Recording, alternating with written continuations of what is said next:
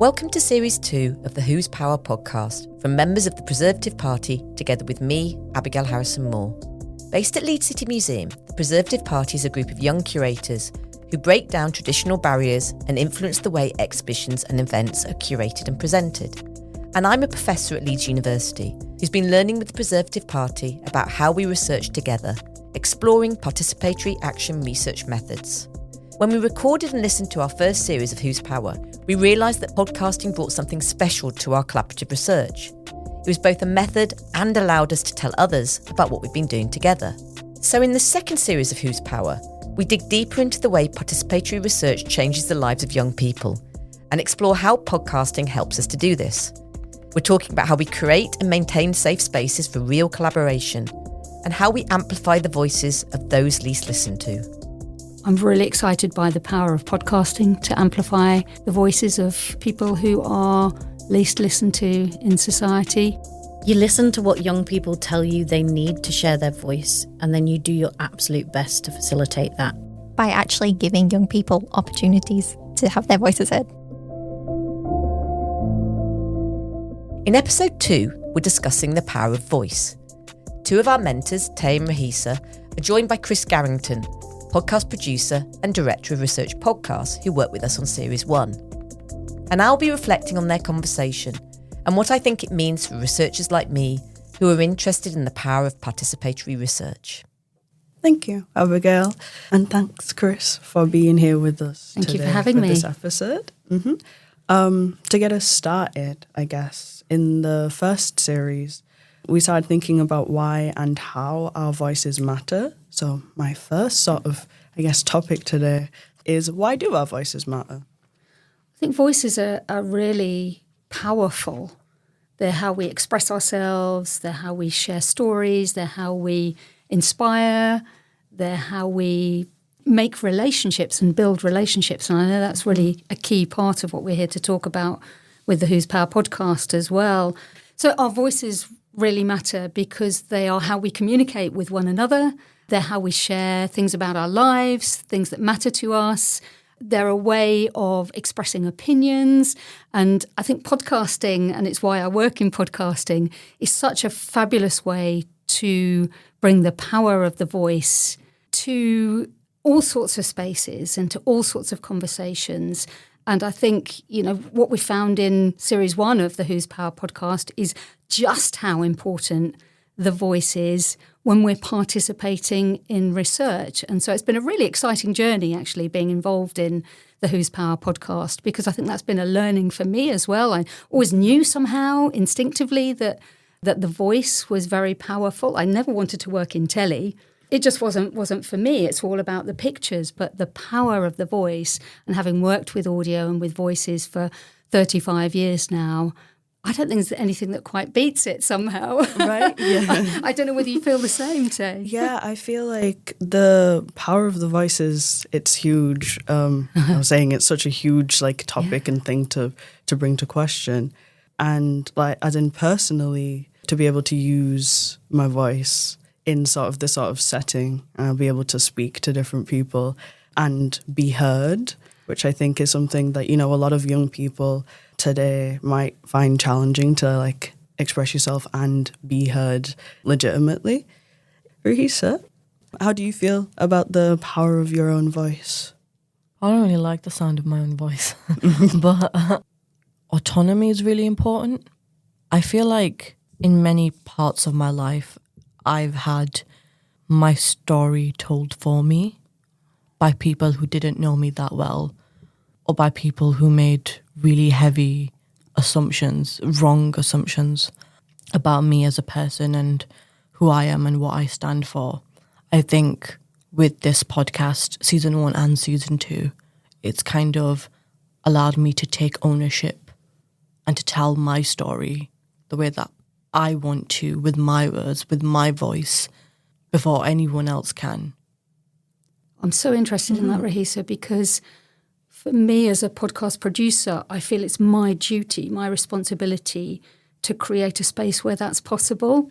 And I think one of the wonderful things for me in series 1 was hearing your voice and how powerful it was, how powerful it was. And I feel, extremely grateful that you felt able to tell some of your story your way, as you've just said. And I think therein probably lies the nub of what we were talking about there, Tae. Don't you think? Yeah, exactly.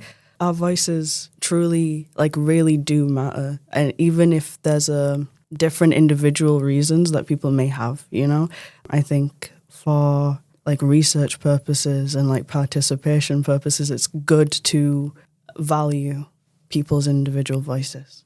I think it's also worth mentioning, just not just personally, but on a more broader context, a lot of women, a lot of working class people, a lot of people of colour have had their stories told for them by people who were not part of that community, by people who don't know them. And there's been a lot of falsehoods and just misleading narratives. And I think our voice is important because we're here to correct that and tell, as people from those communities, tell our side of the story. Chris, we've been working together for a while now doing podcasts. We started the first season of the podcast last year, right? So it's mad that it's already been a year. What were your initial reactions to starting this project with us, the Preservative Party, to make our first series?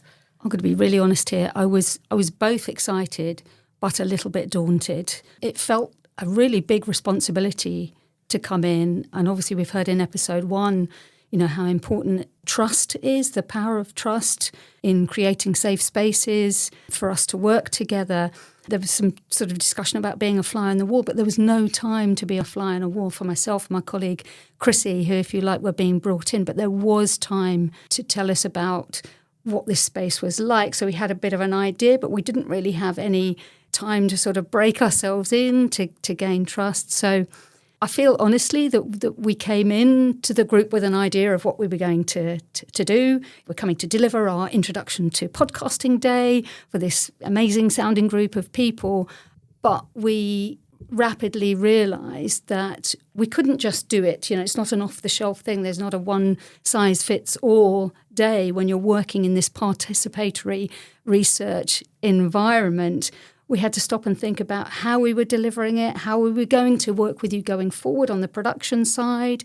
We had to think about, in retrospect, the sort of resources that we brought on the day, some of which worked well for some but not so well for others. And I feel we learned a lot as a company and about the way we need to work in this participatory research environment. It wasn't straightforward, so it was daunting. But once I realised that everybody was very kind and everybody understood that we might make a few mistakes along the way, and the way we worked with you all, I felt more relaxed about it. But yeah. I've been working in production for 35 years, but I get nervous about every production and I want it to work well. But this was a whole new ball game. So I was both daunted and excited. I could also see the potential here to do something very special with a very unusual and very special project. So yeah, mixture of the both, really. Yeah. And I suppose I'm also interested to know from you, Rahesa, and you, Tae, when you first saw us coming in to try and do our thing with you, what you thought about us, really. Thought you were great. Genuinely was not scared to meet you at all. I think at this point I've kind of learned to just trust the group. I know that Jordan had met you before we met you. So it was I trust Jordan, and if he says you're great, then you're great. I know in episode 1 you talked about, with Abigail coming into your group. It was great that she gave something of herself, and that took a bit of time with us, I think. I think you did get to know us as people as well as podcast producers. But at the beginning, that wasn't, as obvious as it might have been, I guess. Yeah. Yeah. I think from my perspective, anytime you're being introduced to new people, especially in the Preservative Party setting, it's always daunting. I'm a young person and I don't have much experience doing anything sort of out there among, I've never done podcasting before. I've never had to interact with a professor before. So it's all very new. And I anticipated that I would be more I guess, like maybe scared at the beginning because I don't know, at that point, I didn't know who either of you were. I didn't know how I was going to react to working with new people. But I think after, like the first training session we did at Helix and then all the other video calls and stuff we've done after, obviously I feel more comfortable with you now. And I think things like that make it much easier to make a podcast together, something that's so inherently so like close and I guess like intimate. We're all sat in this room together, all close to each other, and we're hearing our voices. So like directly, at least for me at the beginning, I was a bit nervous and scared. But now it just feels great. It feels really easy to just sort of sit and have this conversation with you. Even though we're in this sort of studio setting with microphones and headphones, and that can feel quite intimidating at first. But I think when you realise that this is another safe space where we can talk about the things that matter to us and where we can amplify your voices particularly, we can create an environment where you get to speak and say what you think and what you know that others can learn from as well. And that's part of what we're trying to do here. I think we all just relax, right? Yeah, it feels far more relaxed now that we know each other better. So this has been a learning experience for all of us that have taken part in this podcast. And I'm wondering, how did you maybe change your process recording, directing like a podcast session after, meeting us for the first time? I think what we learned was that it's about telling less and listening more. So listening first, hearing and listening. Yeah. Both of those things are really, really important in this process. And, a bit like I said earlier, it's not a one-size-fits-all offering. There is scope to bring in everybody's ideas and listen to what it is people want to achieve and help them and support them on that journey, rather than coming in and saying, I think you should make a podcast about this and we'll do it like that. And there's a very set format and we're going to have this person in this role and that person in that role. There was lots of time. And that's another thing. It's about learning to allow time for things to breathe and to reflect and to absorb and to, work with that rather than just imposing a structure. I think we had to come a bit more to your structure, to your ways of working in order to make a podcast that was worth listening to. Yeah. Because that's the other thing. We've got to think about the audience as well. Do you agree with that, Rahesa? I'm just... No, completely as well, because I feel like we know what we want, and we knew that we very early on we wanted to create a podcast, and we were confident. What do you feel, Rahesa? I'm interested to know if I can ask, and you, Tae, as well. What are the challenges in sharing your voices, in getting your voices out there? Not in this environment, but in others. What barriers do you face that, if you like, podcasting has helped you overcome a little bit? Yeah. I love to read. And I love to write, but I have learning difficulties. And sometimes it's difficult to get things out onto paper, as well as other people that don't have learning difficulties. I think with a podcast, because I might not come off as it now, but I am relatively articulate and well-spoken. So this is like an easier format for me. Like my brain can process this a little bit better than just words on a paper and typing that out and giving that in as research. That's really interesting in this context, isn't it? Because, we're doing research here. I think that's what we learned from Series 1. We're actually all doing research together. We may not have thought of ourselves as researchers. I'm a podcast producer.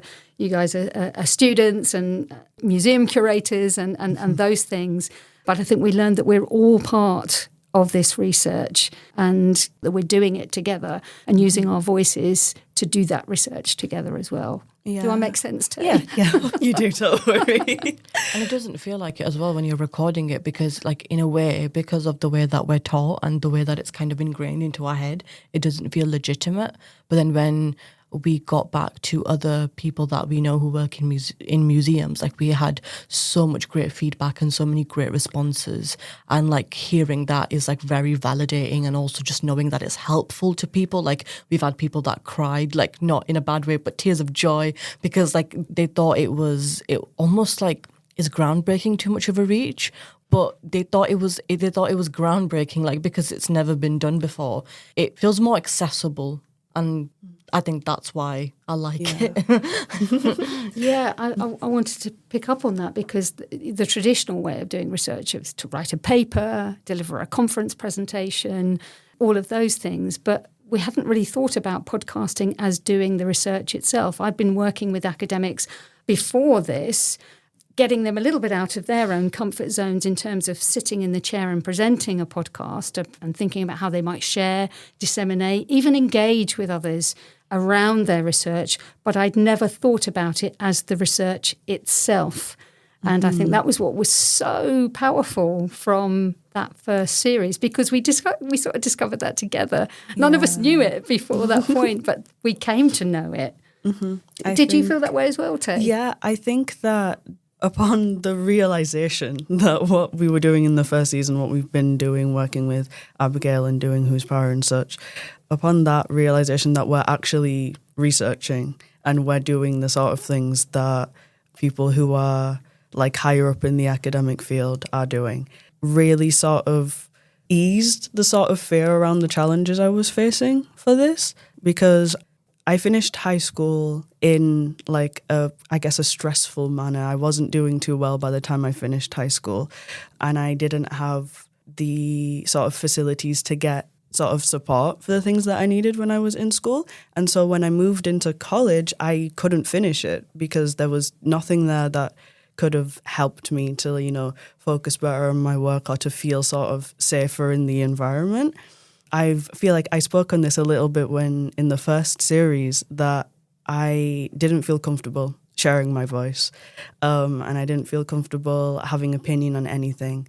And I just felt like it would be better for me to just sort of sit and observe and just see what everybody else is doing and not be able to have a say myself. But I think after the first series and having the conversation with Abigail and with you and working as a mentor for the, you know, this project, it's really shown me that it is okay for me to, one, have opinion, and two, for me to share it, and that the sort of outside world can be a safe space and I can feel safe enough to like express myself. I wonder if that also makes you feel, getting back to that first question that we were sort of chatting about together, is that your voice matters. Exactly. That what you say matters. It's great that working on this project with you and being able to do this podcast has really solidified within me that my voice does matter, and I shouldn't feel afraid to use it, especially in, you know, me being a musician. I shouldn't feel afraid to use my voice to express how I feel, either in like a general conversation style like this or when I'm writing. I'm sure Abigail will reflect on this at the end of our podcast, but a big thing for researchers today is the need to demonstrate impact. And for me, there's impact right there. What we did changed things for you, changed your life, made it better. You benefited from the research we did together. Yeah, I think that's really and that's important. very powerful, very powerful. So Tae, you just said that you're a musician. How did it feel to be asked to do the music for the first season of the podcast?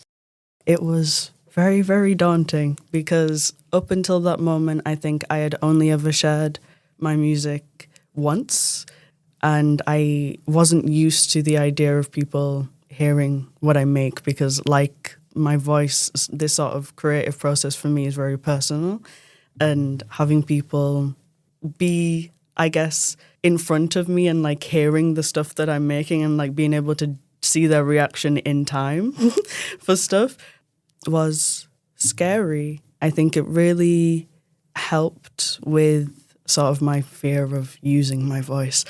I think it really helped with that a lot because I was able to make something that's personal and then share it. And then, you know, it's in a podcast now. Anyone who listens to the podcast is going to hear it. And it sort of really relaxes me into the process of making music and sharing my voice like this and doing more, I guess, public things. It makes it a lot easier now to handle the thought of it. Like, it's not as terrifying. I think this speaks as well to the idea that participatory action research is difficult. Okay, it's difficult. We can shy away from that and do the easy option, do the neat package that Research Podcasts comes in to deliver for you.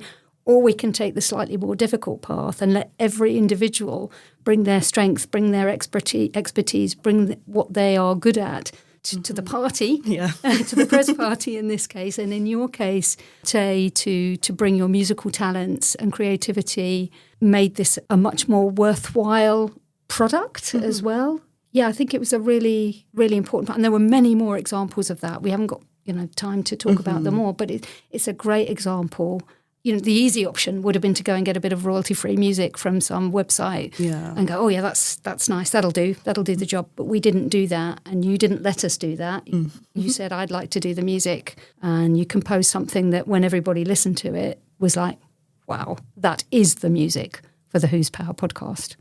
That's what it was always going to be, what it needed to be. So I think there's something in that as well. Yeah. Daunting but freeing. Exactly. Chris, when it comes to our voices, and they hold so much power, like, what did you learn when you were editing and sort of putting together the episodes for our first series? I can honestly say, because, I have been working with audio and editing for 35 years, that I think in some ways I've learned to do it quite intuitively, but I know what's important for me. And what was a bit new as well was listening to really sometimes difficult things that were hard for people to say in the podcasting space. It's a fine balance between sort of curating that and creating something that's really listenable for the audience. Somebody, Abigail and I spoke to, called Ian Cook, who bills himself as a scholarly podcaster, talks about clarity and integrity. And I think that's a perfect way of putting it. You want it to be clear, but you want it to be true to the person whose voices you are editing and broadcasting.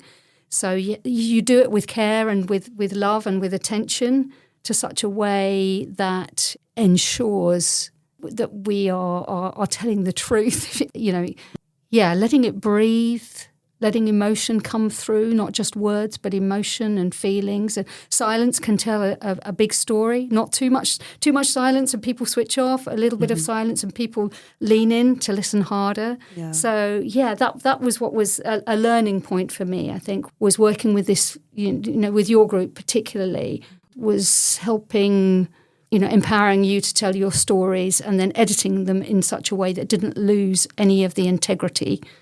I think you did a really good job. Well, thank you so much for capturing our voices so well. Rahesa, how did you feel hearing your voice back after the recording sessions? I find it difficult to listen to my voice. So when I heard it back, I tried thinking about it and also analyzing it in a really critical, in a really clinical way. I think I was definitely scared because I talked about a lot of things from, I talked about my past, and that was the scary thing, because I remember the two things I remember being the most scared about is talking about what, I believe the question was something along the lines of what inspires you to do the work that you do. I don't think it was phrased exactly like that, but it was kind of the gist of the question. And I spoke about my time as a homeless teenager. That's always daunting to talk about. People who work in culture and heritage traditionally don't have those backgrounds. They usually tend to be more well-to-do, and a lot of them have gone to university, and I never went to university. So I talked about not having a degree and being a curator. I was kind of scared of backlash, I guess, because everyone has an opinion, and it was going to go out into the world. I wasn't sure how people would respond to that. Luckily, we've been really lucky. We've gotten mainly good feedback. Does that make you feel a bit more confident about using your voice, having heard that and realised that you got that positive feedback, that positive response, that there wasn't quite the backlash that you maybe anticipated or worried about or a bit anxious about? Does that make you feel better about it going forward? Definitely, because it means that change is happening. And that's affirming and hopeful and makes me hopeful for the future. That's great. It's really nice to see that there's been, at least some change in how you, I guess, see yourself and feel comfortable within yourself after doing like this podcast work or all the other work that you've done with Preservative Party. It's great to see that you've, felt a little bit more confident in yourself, if you get me. I feel like with doing this, it is a really daunting thing. It really is. Yeah. And we're putting our voices out for anybody to hear. So I think it's really brave and cool that you felt comfortable enough to do this again, even after you felt like it might not go so perfect the first time. But it did. Yeah. It's good to see. Thank you. So thank you today, Chris, for coming and having this lovely conversation with us about the power of voice. And thank you, Rahesa, for being here with me and, taking part in this discussion. I think it's time to pass on to Abigail so she can give us her reflections on our conversation.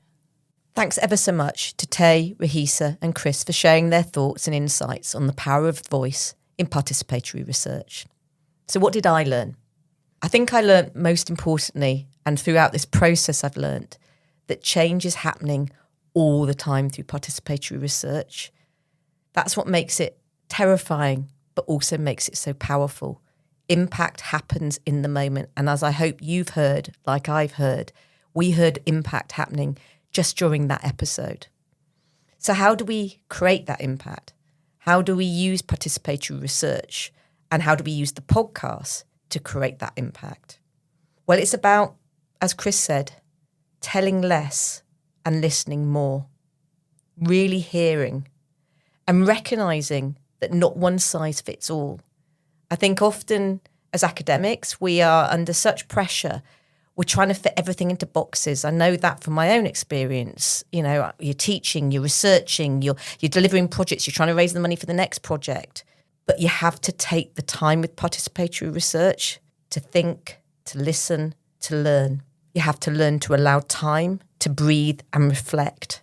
And it's only in allowing that time, allowing the young people, your participants, your researchers, your fellow researchers, your friends, to be heard legitimately, to tell their stories their way. Even if those stories are really, really hard to hear, one of the things that I constantly reflect upon is quite often feel like crying, both happy but also exhausted tears, because I feel their frustration about being young people in this world today. But in doing this sort of research, we're giving them voice. And the podcast, it's a very difficult space to do research. We've talked a lot about how research happens in the podcast studio, but the podcast studio, as we heard in the episode, is very close. It's intimate. You're round a table with microphones. And in order to draw people into that, allow people to feel safe having conversations, to do that research together, you have to build that trust. You have to create a space of comfort. And you have to be kind. Each of us have to be kind to each other. So that's my learning from this episode. In episode 3, we'll be turning our attention to the power of participation and how podcasts specifically can be a space where participatory research can happen. Thank you for joining us on this episode of the Whose Power podcast. Music is by Tae. Funding comes from the Research England Policy Support Fund, which the University of Leeds this year is using to support participatory research. If you've got a question or a comment about what you've heard in this episode, then you can find the Preservative Party on LinkedIn and Blue Sky. We'd really love to hear from you. This is a research podcast production.